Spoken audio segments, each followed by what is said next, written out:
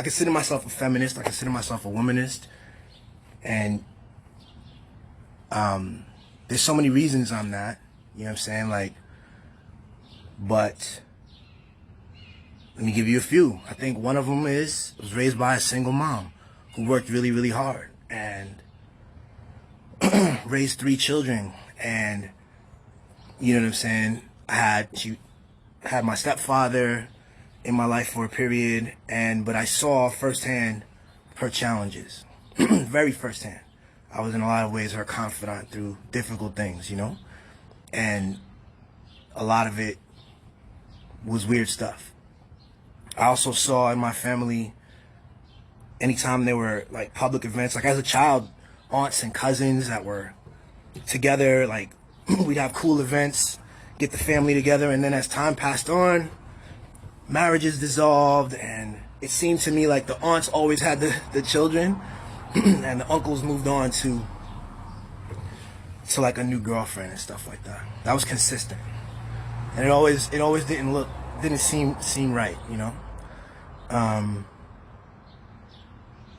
This one time I was on the Amtrak train coming back from New York, and I was really tired. I was trying to sleep, and this older black woman sat next to me. She's like, "Is this seat taken?" I said, no, you got it, you know. And I let her sit, and I tried to sleep. And she woke me up because she had this is so funny. I got to do a cartoon on this. She woke me up because she had like a little video playing. And she wanted me to see it. Or did I just wake up? Who knows? She woke me up. I woke up. And then there's a video of her that she got digitized recently, and it was of her dancing. She's in her 60s. And so, long story short, she tells me the story how she was a dancer when she was a young girl. And she loved it. She has all these pictures, still images of like actual Polaroids and shit in a box. And we were talking, and she told me about her husband and all that stuff, and her kids.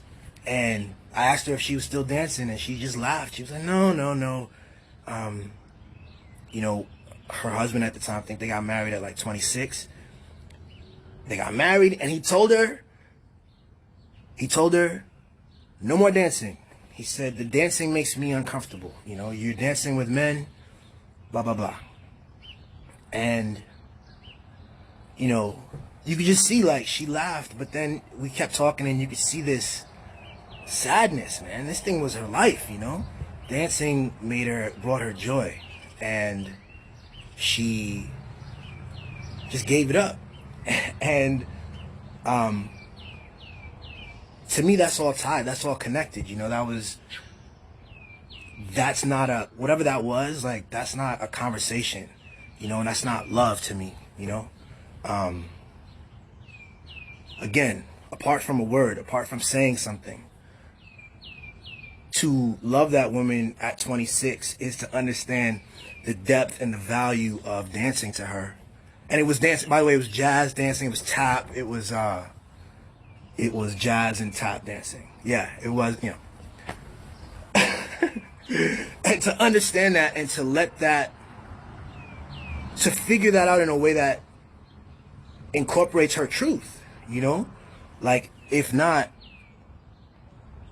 then, you know, that's not how love manifests in the moment, you know? How do you carry on a relationship that cuts off what seems to be a major element of someone's, like, space of joy?